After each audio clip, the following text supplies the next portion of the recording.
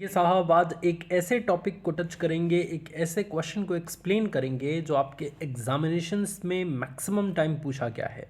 जी हाँ साहब, आप यहाँ पे देख सकते हैं 2012 में, 2015 में, 2016 में अलग अलग पेपर में भी पूछा गया है, अलग अलग तरीके से भी पूछा गया है।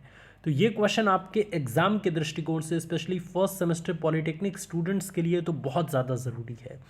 तो अप्लाइड फिजिक्स की तैयारी कर रहे हैं तो ये क्वेश्चन को ज़रूर समझते हैं।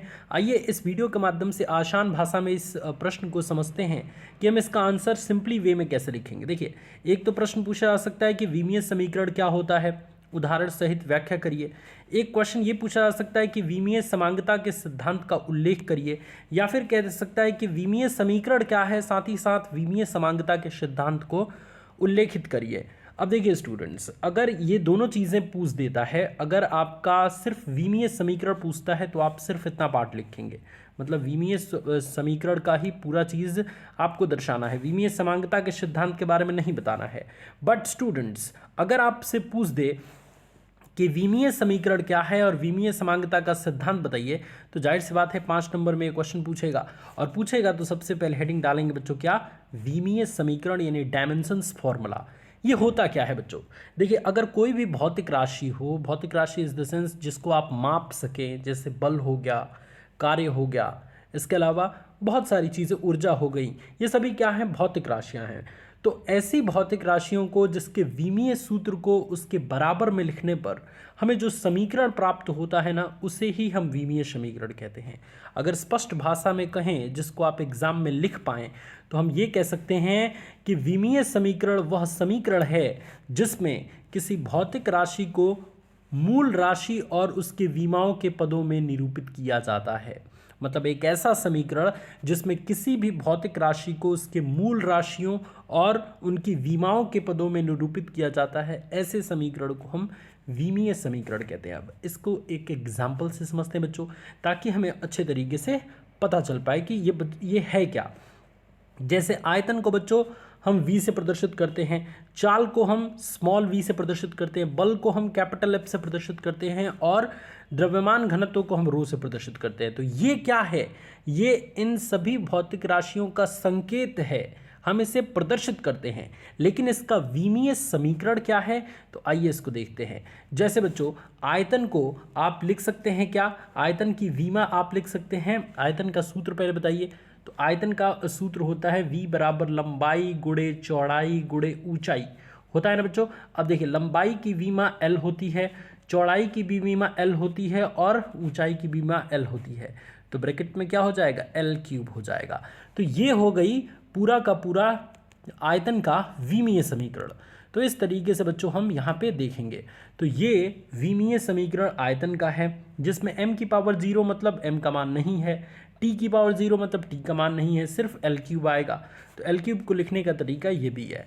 इसके अलावा बच्चों यहाँ पे वेग को lt पे -1 इसका विमीय सूत्र होता है, बल का विमीय सूत्र mlt पे -2 होता है। इसके अलावा यहाँ पे घनत्व देख सकते हैं आप।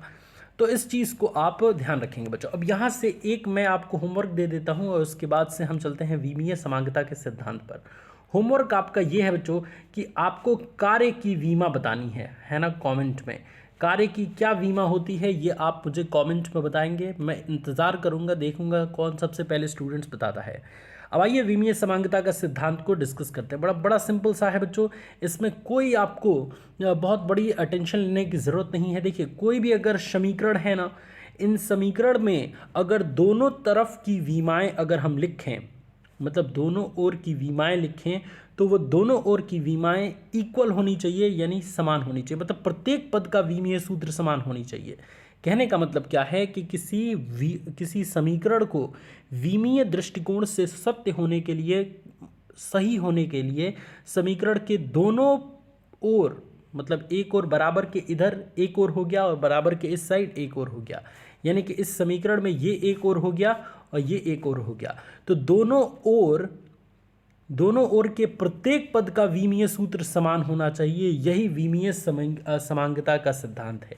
तो आप इसके लिए करेंगे क्या बच्चों, एक हेडिंग डालेंगे विमीय समांगता का सिद्धांत, और आप ये लिख देंगे कि इस सिद्धांत के अनुसार किसी विमीय समीकरण को विमीय दृष्टि से सत्य होने के लिए समीकरण के दोनों ओर प्रत्येक पद का विमीय सूत्र समान होना चाहिए। अब यहाँ पे एक एग्जाम्पल के तौर पे लिखेंगे गति का दूसरा समीकरण s बराबर ut plus half at square, जिसमें अगर s आप देखें बच्चों क्या है, तो s दूरी है, दूरी का विमीय सूत्र l होता है। और ut का लिखें तो u एक वेग है तो lt पे -1 और इंटू टी है समय तो t हो गया, तो lt पे -1 इंटू टी और फिर प्लस हाफ और at इसका करेंगे तो त्वरण का lt पे -2 और टी स्क्वायर का टी स्क्वायर। अगर आप यहाँ पे देखेंगे तो ये टी स्क्वायर से टी स्क्वायर घट जाएगा, ये टी से ये टी कट जाएगा, तो l बराबर l प्लस एल। तो इस समीकरण को देखने से क्या लग रहा है बच्चे, इस समीकरण को देखने से आपको ये लग रहा है कि इसमें दोनों ओर, एक ओर बराबर के इस साइड और इस साइड भी, दोनों ओर प्रत्येक पद का विमा l है, यानी प्रत्येक पद की विमाएं समान हैं। और यही विमीय समांगता का सिद्धांत भी कहता है कि विमीय दृष्टिकोण से किसी भी समीकरण को सत्य होने के लिए समीकरण के दोनों ओर प्रत्येक पद का विमीय सूत्र समान होना चाहिए, जो कि आप यहाँ पे देख सकते हैं l बराबर l प्लस एल, तीनों का विमीय सूत्र समान है।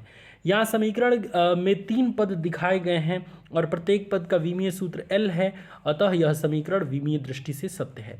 तो ये एक एग्जाम्पल दे देंगे, हेडिंग डाल देंगे, परिभाषा लिख देंगे, आराम से आपको 5 नंबर बच्चों मिल जाएगा। तो इस तरीके से आप इस टाइप के क्वेश्चन को सॉल्व कर सकते हैं। एक चीज़ और मैं बता दूं कि अगर आपको इंपॉर्टेंट क्वेश्चंस पूरे के पूरे चाहिए तो गूगल में लिखिए motivationwalebhaiya.in, वेबसाइट पे जाइए, अप्लाइड केमिस्ट्री के सारे इंपॉर्टेंट क्वेश्चंस मिल जाएंगे आपको एक साथ। और तो और बच्चों, अगर आप क्रैश कोर्स के माध्यम से बहुत अच्छी तैयारी करना चाहते हैं 5 सब्जेक्ट की, तो हमारा एक पेड कोर्स भी चलता है जिसकी फ़ीस बहुत कम है, 88 26 39 60 22।